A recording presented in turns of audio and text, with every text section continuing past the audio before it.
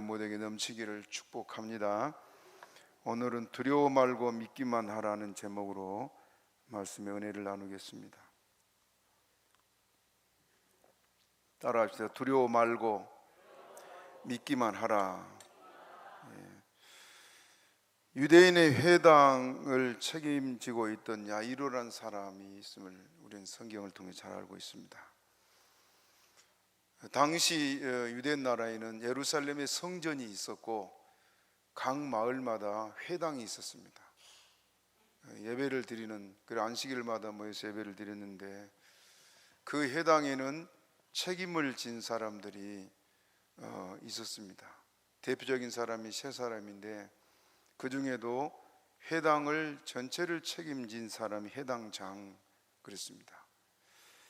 이 회당장 중에 야이로라는 사람에게 12살 난 외동딸이 있었습니다. 그런데 어느 날 그 딸이 중병으로 앓다가 죽게 되었습니다. 우리 주님이 특별한 은총으로 죽은 딸이 살아나는 기적을 체험하게 되었다는 것이 오늘 본문 내용의 줄거리입니다.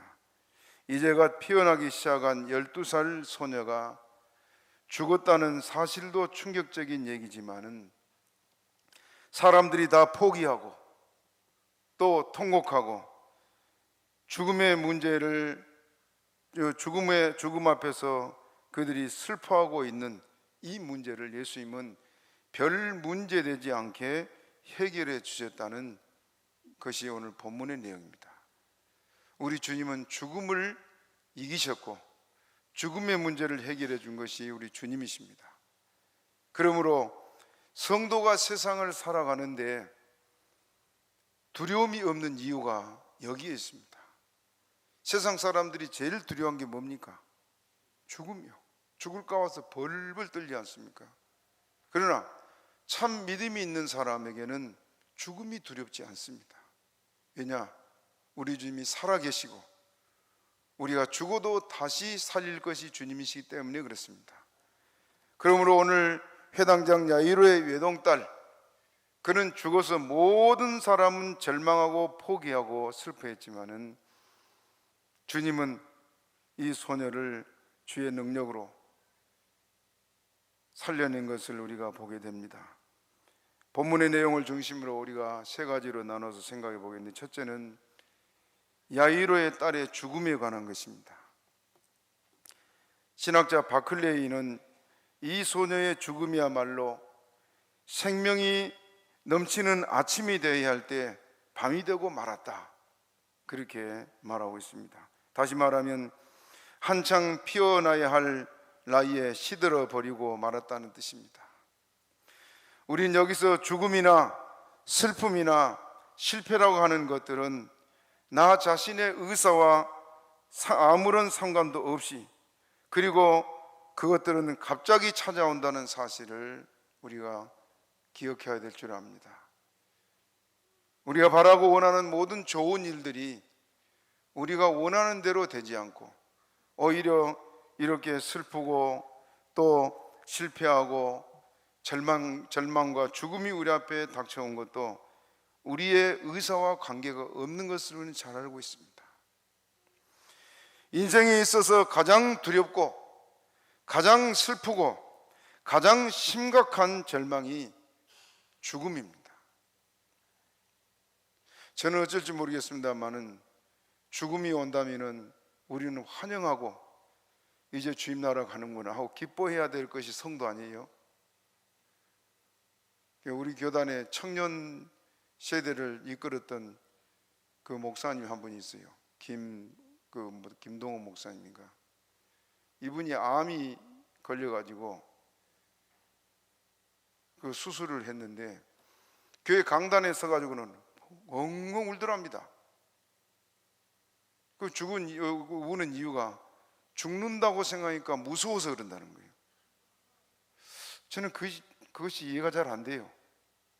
제 동기 목사 한 사람이 지금 암환호 복지를 세워가지고 우리도 지금 거기 지원하고 있는데 이 암으로 위를 완전히 다 잘라냈습니다.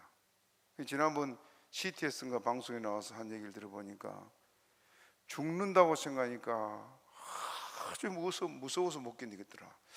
그래서 어째 목사님 입에서 저런 말이 나오나 싶은 생각이 들긴 드는데, 나는 그러면 죽음 앞에서 어떨까 하는 생각이 들어요.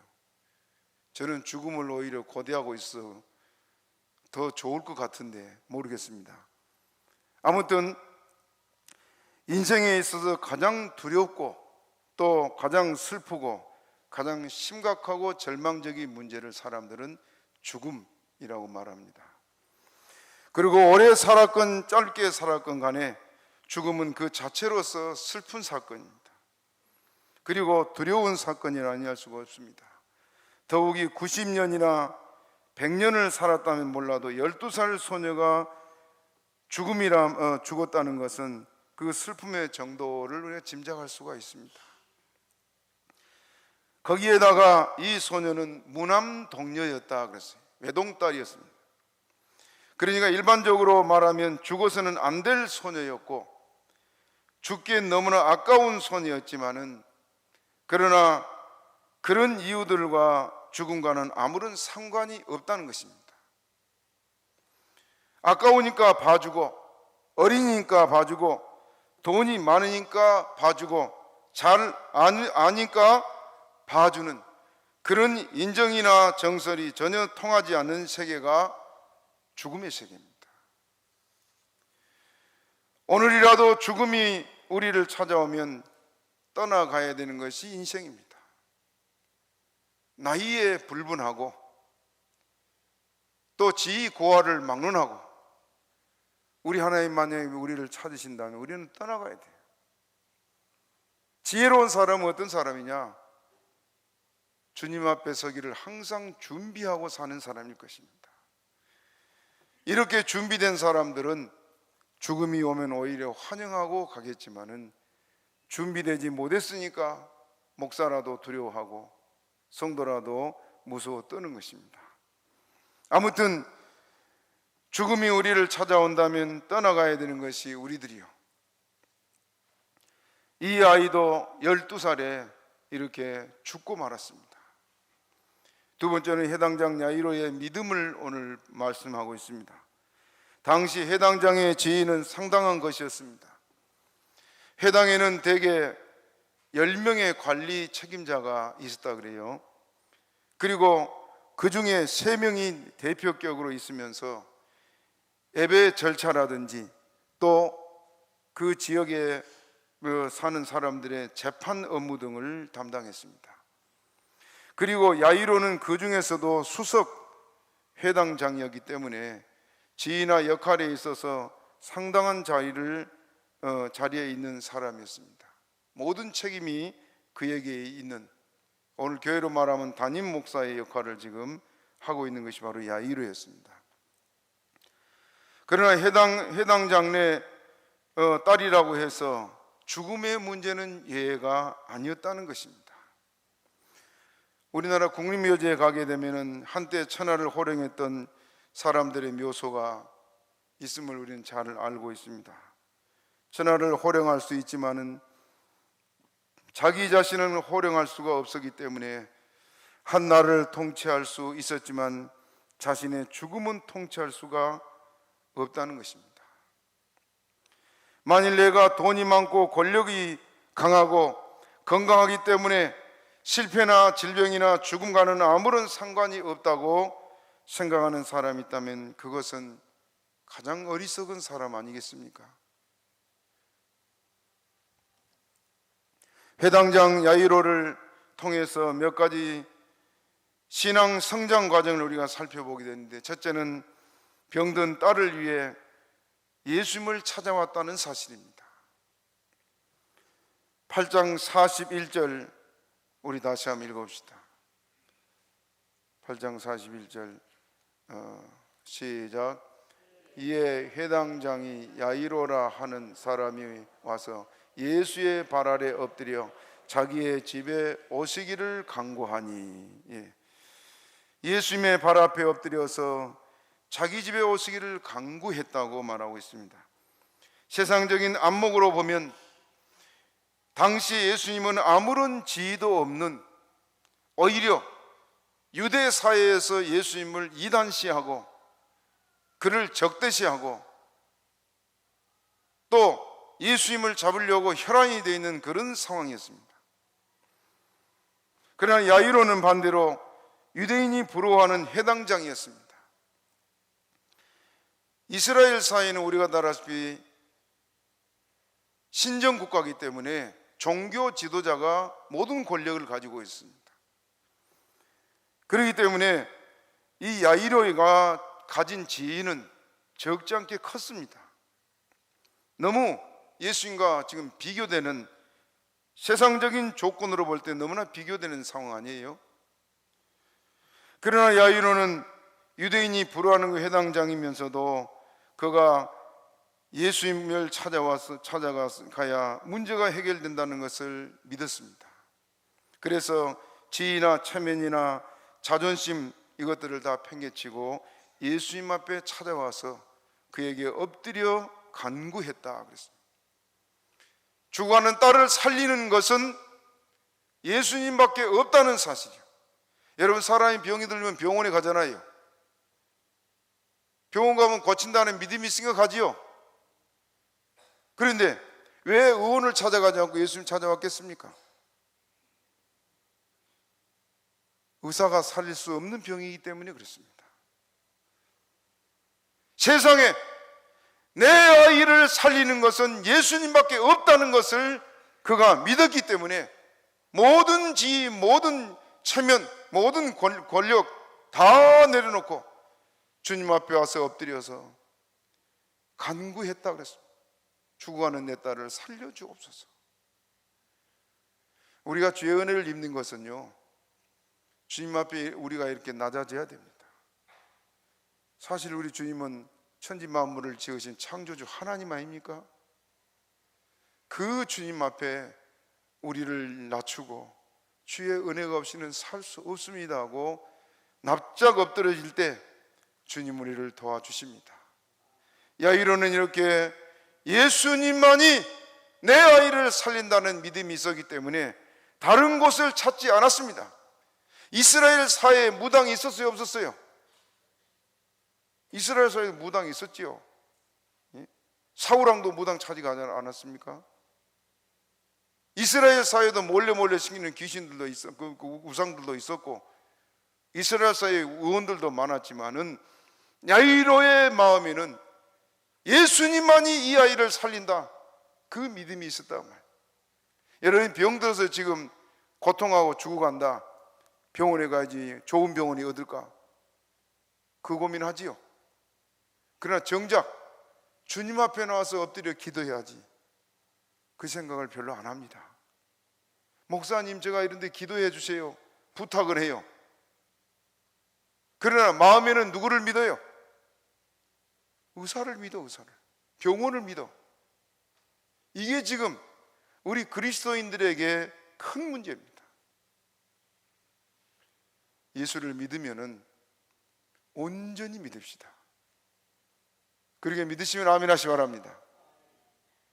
안 믿을 사람이 많은 모양입니다.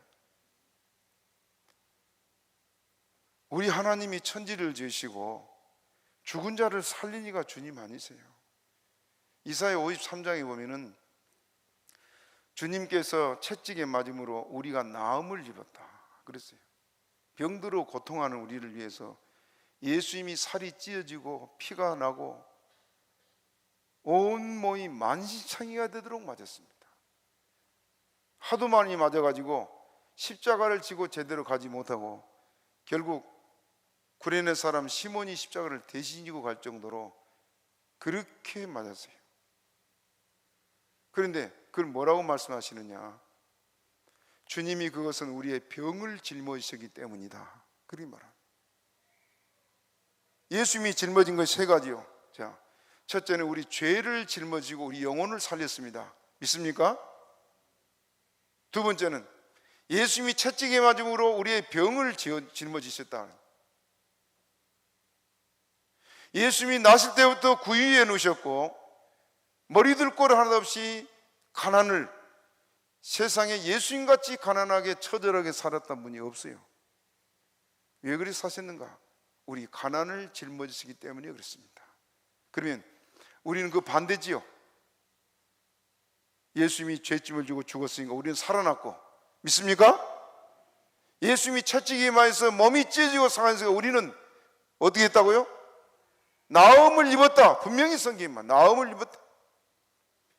예수님이 우리의 가난을 짊어지기 때문에 우리는 그 예수님 때문에 복을 받아 누리도록 하셨습니다. 믿음의 아멘 하시 바랍니다. 이것이 우리가 주님의 은혜로 받은 것이요. 그런데 병든 사람이 주님을 찾아서 이 야이로처럼 엎드리지 아니하고 늘 다른 걸 생각해. 어디 가면 나을 것이다. 그래서 우리가 주의 은혜를 잊지 못한 경우가 많습니다. 지금 여러분의 각각 문제가 있다면 주님을 온전히 바라보시기 바랍니다. 이 마지막 때에 주님께서 알곡과 쭉정이를 나눈다고 했잖아요. 이번에 코로나 아니건 환란도 아니요. 근데 지금 우수수 떨어졌네. 조금 전에 우리 문승우 입사도 찬양인도 하면서 3천만 모인 교회가 800명 모인다고? 거기서 얼마나 돌아올지 모르겠지만요, 그 쭉정이 아닙니까? 우리 교회는 그런 사람이 없으면 좋겠습니다. 제가 오늘 아침에도 그동안 안 나온 사람들한테 내가 문자다 보냈어요. 좀 나오시라고. 이제 자유롭게 예배를 드리니까 걱정하지 못 나오라고. 대답들이 없습니다. 마음의 염려는 이 목장에서 함께 말씀을 듣고 자라던 사람들이 쭉정이 돼서 날아갈까 싶어 염려됩니다. 쭉정이가 결국 어디 갑니까? 무서운 지옥불밖에 없잖아요. 지옥불밖에. 우리가 주님 없이는 살 수 없습니다. 주님 바라보고 믿음으로 주님 따라갑시다. 회당장 야이로, 권세 높은 야이로, 모든 사람 앞에 큰 소리치던 야이로가 자기 문제를 예수님 앞에 와서, 그때 당시는 예수님이 별 볼 일 없는 사람이요. 그런데도 그 주님만이 내 문제를 해결한다는 걸 알고 와서 엎드렸습니다. 전능하신 주님 앞에 우리의 문제를 맡기고 우리도 엎드릴 수 있는 교회가 되시기를 바랍니다. 이런 이야기는 성경에 많이 있습니다. 열왕기하 3장에 보게 되면 이스라엘과 유다 그리고 에돔 세 나라가 연합군을 이루고 당시의 강대국이었던 모압을 치려고 전쟁을 시작했습니다. 우리 잘 알다시피 물이 없어가지고 이 군사들이나 말이나 짐승들까지 다 이제 아무것도 수행할 수 없는 그런 절박한 상황에 모압 군대가 쳐들어오면 다 전멸당할 위기에 처해 있었습니다. 그들이 그때 엘리사 선지자를 찾아가서 이 문제를 엘리사 선지자에게 말하고 어떻게 해야 되겠냐고 호소하고 도와달라고 할 때 엘리사 선지자가 기도하고 하나님의 음성을 듣고 말했습니다. 그 골짜기에 개천을 팔아. 그래서 군인들이 전부 다 흩어져가지고 여기저기서 막 샘을 파기 시작했는데, 그 메마른 땅에서 갑자기 물이 솟아나서 온 산이 막 물로 넘쳐서 흘러가고 있는 그런 상황이에요. 다음날 아침에 모압 군대가 일어나서 오니까 마침 그때 해가 막 떠서, 해가 막 떠오를 때 햇빛이 비치잖아요. 그 멀쩡한 산에가 시뻘거니까 그 햇빛에 물이 막 흘러가는데 그게 피로 보였던 거예요. 피로 보였던 거예요. 그래서 그들이 사기가 꺾이고 전쟁에 승리하는 그런 역사가 있습니다. 우리 하나님이 하신 일은 우리가 상상을 할 수가 없습니다. 하나님은 전능하신 하나님이세요. 믿습니까?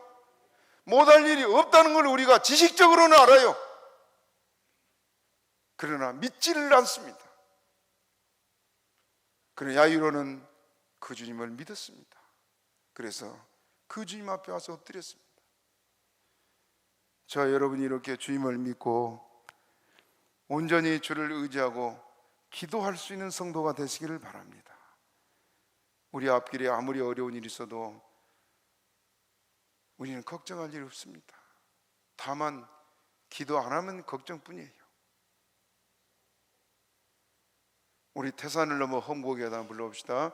태산을 넘어 험곡에 가도 빛 가운데로 걸어가면 주께서 항상 지키시기로 약속한 말씀 변치 않네.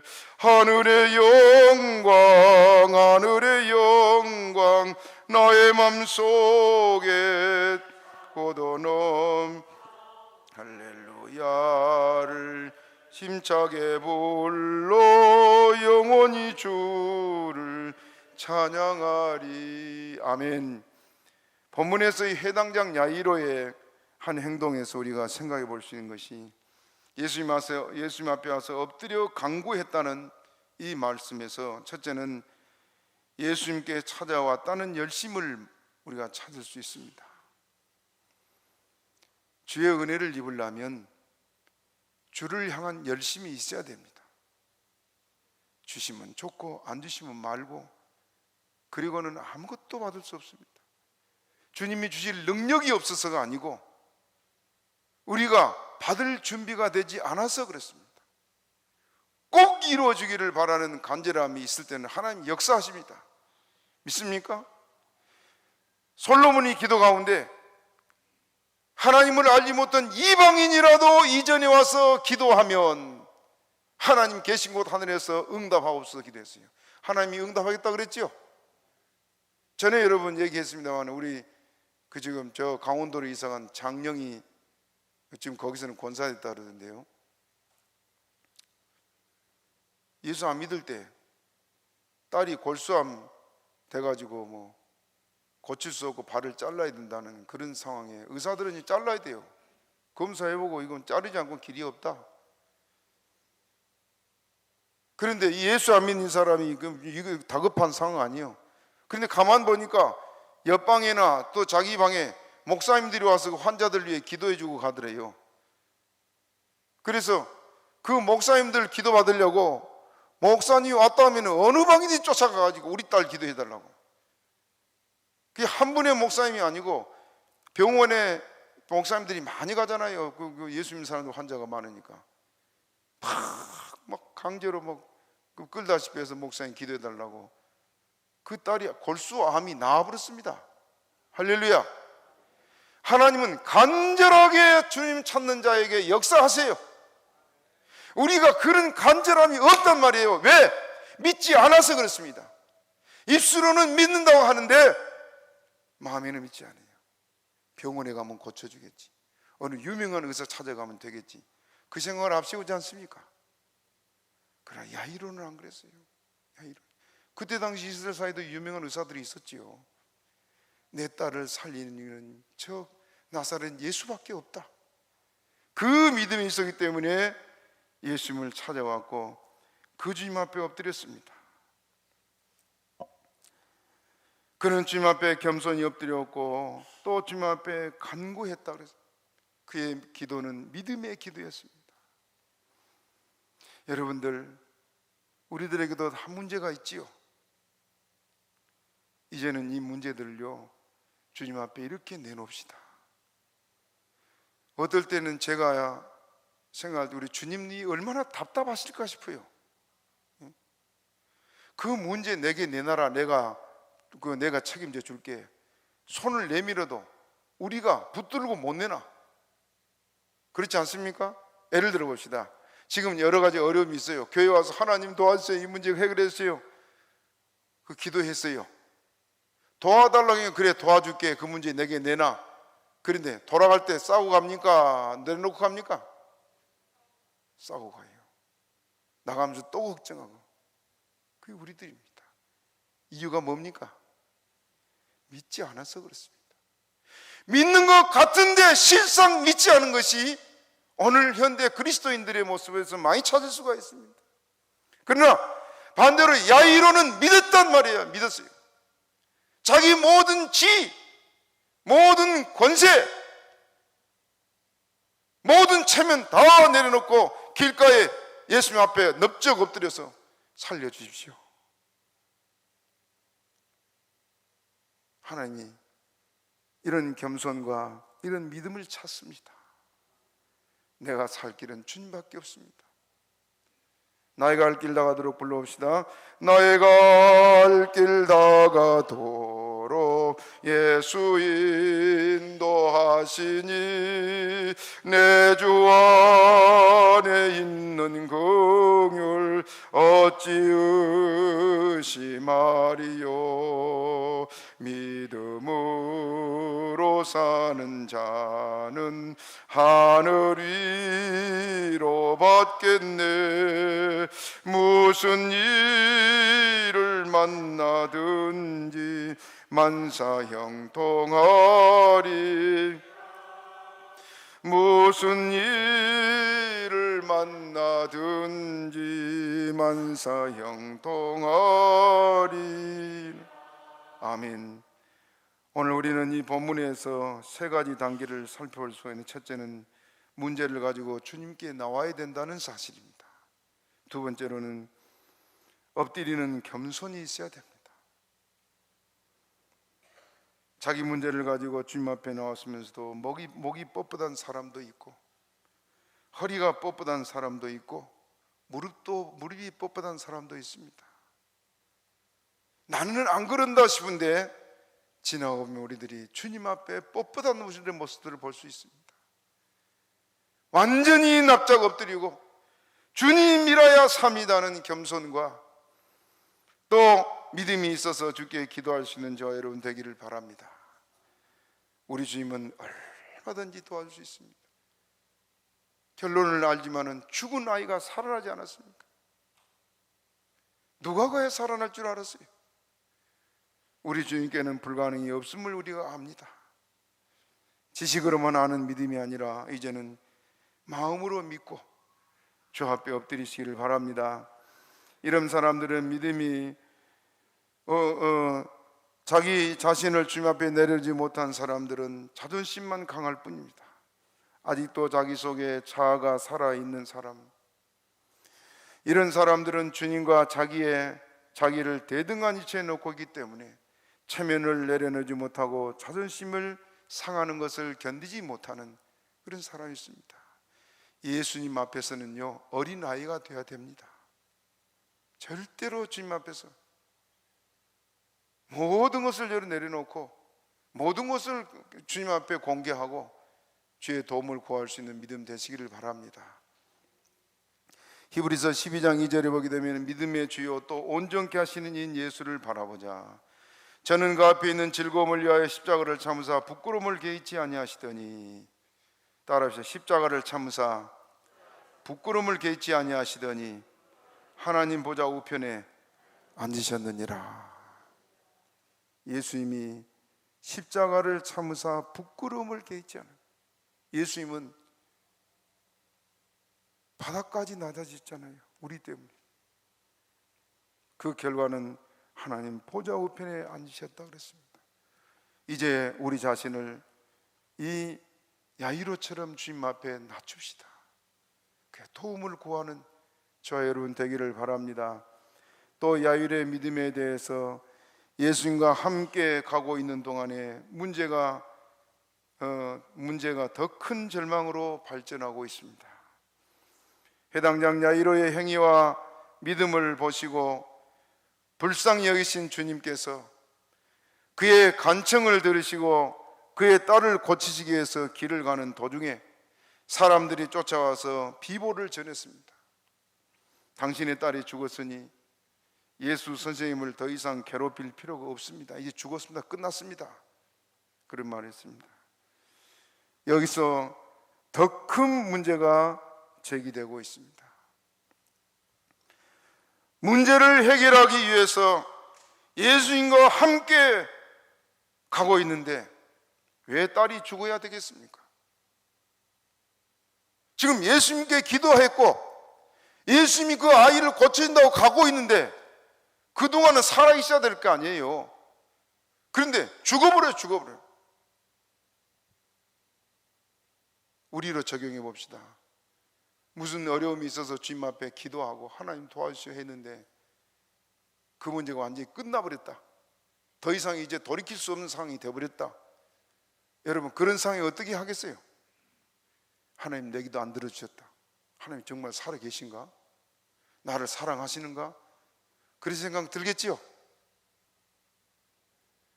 예수님이 우리를 이렇게 훈련하고 시험하십니다.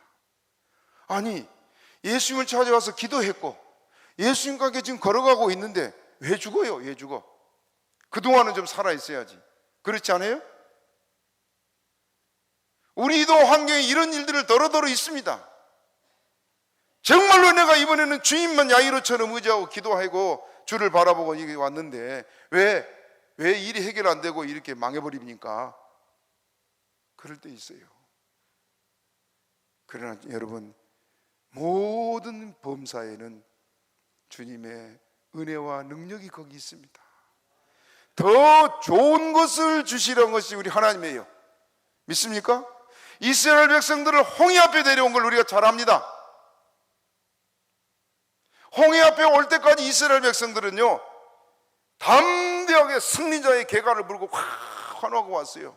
그런데 홍해 앞에서 진을 치고 있는데 갑자기 애국 군대가 와서 거기를 제가 가보니까요 양쪽에는 바다를 이렇게 높은 산들이 쫙 있고 그리고 이스라엘 백성이 들어간 그 산과 산 사이 계곡을 따라 들어가니까 거기가 계곡에서 흘러온 그 토사들이 쌓여가지고 바다에 넓은,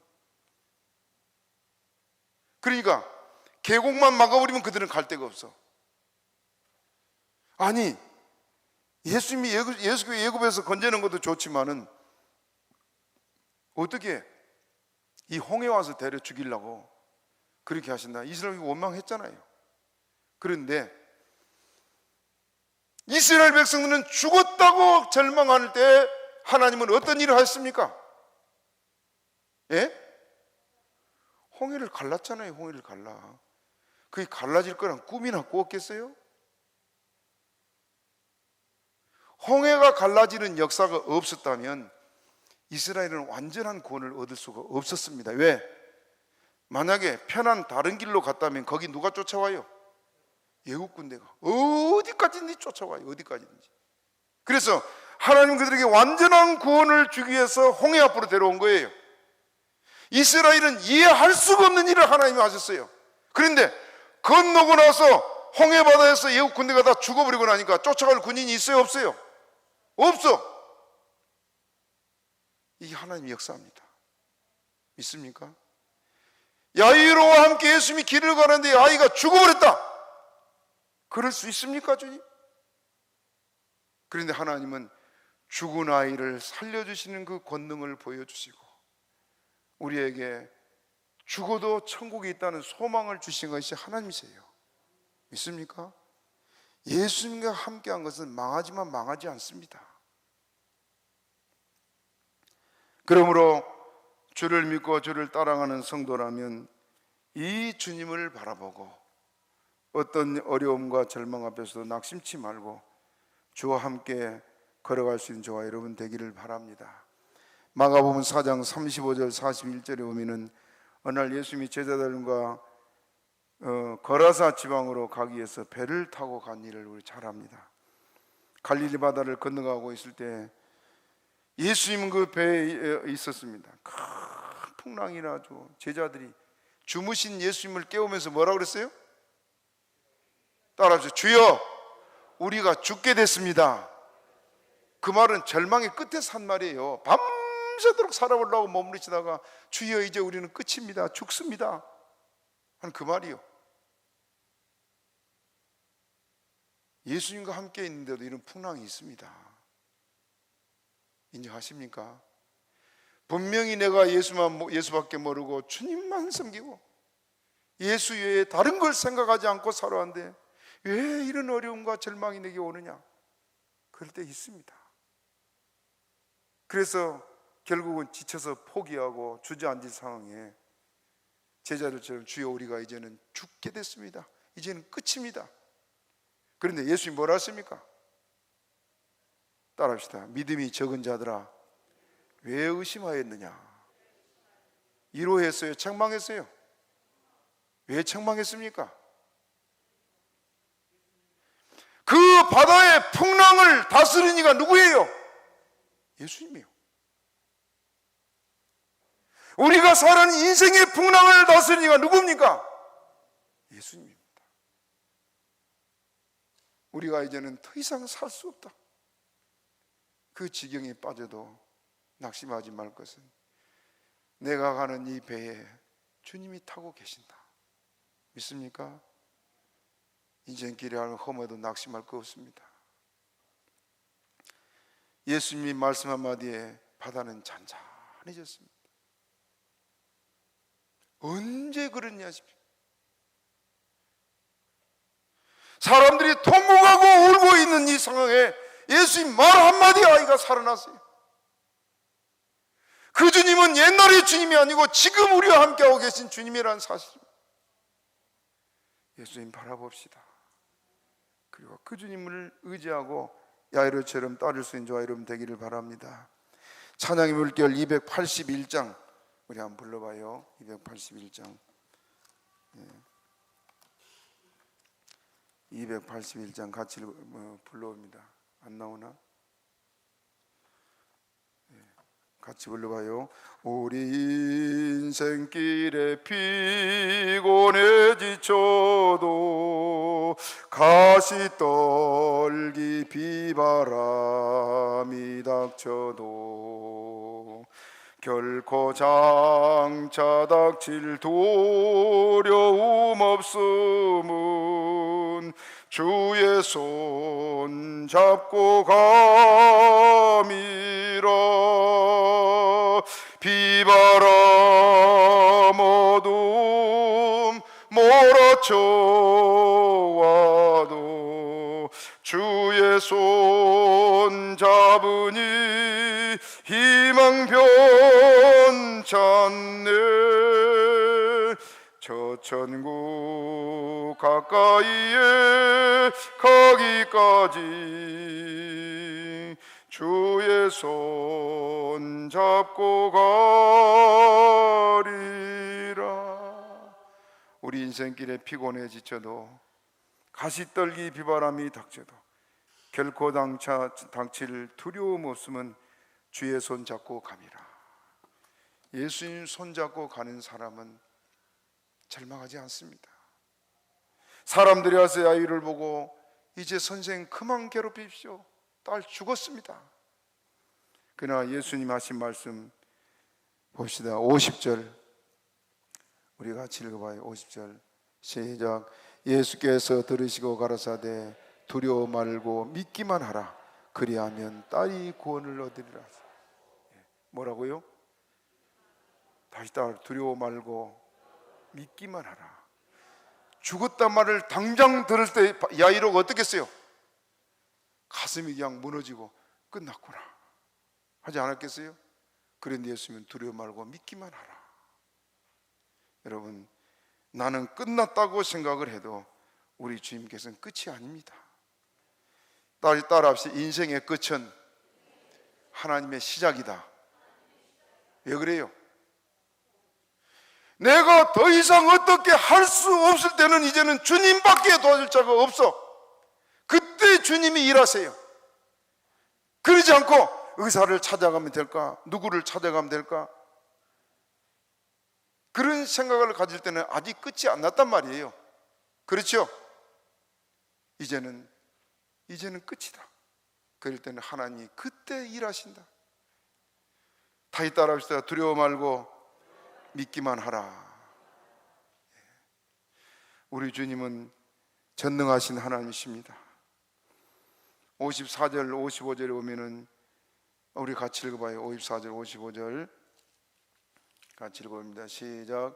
예수께서 아이의 손을 잡고 불러 가라사대 아이야 일어나라 하시니 그 영이 돌아와 아이가 곧 일어나거늘 예수께서 먹을 것을 주라 하신대.